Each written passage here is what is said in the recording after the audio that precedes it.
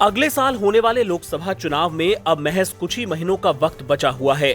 सबकी नजरें सबसे ज्यादा सीटों वाले उत्तर प्रदेश पर हैं, जहां पर 2014 से ही बीजेपी का दबदबा है। इस बार समाजवादी पार्टी के राष्ट्रीय अध्यक्ष अखिलेश यादव का दावा है कि सभी 80 सीटों पर वो बीजेपी को हराने जा रहे हैं। इसके लिए उन्होंने पिछड़ों, दलित और अल्पसंख्यक यानी पीडीए फॉर्मूला भी तैयार कर लिया है। हालांकि अब तक कांग्रेस के साथ गठबंधन नहीं करने की बात कहने वाले अखिलेश ने पिछले दिनों ऐसा बयान दिया जिससे लगा कि सपा कांग्रेस के साथ हाथ मिलाने को तैयार है, बशर्ते प्रदेश में सीटों के बंटवारे के दौरान दबदबा उनकी पार्टी का ही रहे। अखिलेश ने पिछले शनिवार को कहा कि लोकसभा चुनाव में बीजेपी को हराने के लिए प्रतिबद्ध विपक्षी दलों को बड़ा दिल दिखाना चाहिए। सहयोगी आरएलडी के दबाव में है समाजवादी पार्टी। दरअसल कुछ सप्ताह पहले सपा ने कहा था कि वो कांग्रेस के साथ गठबंधन करके चुनाव नहीं लड़ना चाहती। सपा ने यूपी के कुछ कांग्रेसी गढ़ों में से एक अमेठी में अपना उम्मीदवार खड़ा करने की तैयारी भी शुरू कर दी थी।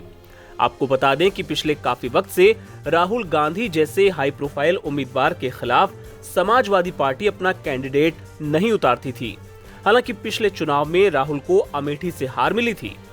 इंडियन एक्सप्रेस की रिपोर्ट के मुताबिक सूत्रों ने कहा कि सपा अपने मौजूदा सहयोगी राष्ट्रीय लोकदल के दबाव में है, जिसका ये मानना है कि कांग्रेस के बिना कोई भी बीजेपी विरोधी मोर्चा सफल नहीं हो सकता। आरएलडी के यूपी अध्यक्ष रामाशीष राय ने कहा, 2024 के लोकसभा चुनाव से पहले यूपी में मुस्लिम कांग्रेस की ओर देख रहे हैं, इसीलिए यूपी में कांग्रेस को विपक्ष के मोर्चे में होना ही चाहिए। पश्चिमी उत्तर प्रदेश में बीजेपी के खिलाफ मुस्लिम, जाट और गुर्जर का गठबंधन बन रहा है। राय ने यह भी कहा कि पश्चिमी यूपी की कम से कम 22 लोकसभा सीटों पर मुस्लिमों की 38 से 51% और जाटों की 6 से 12% आबादी है।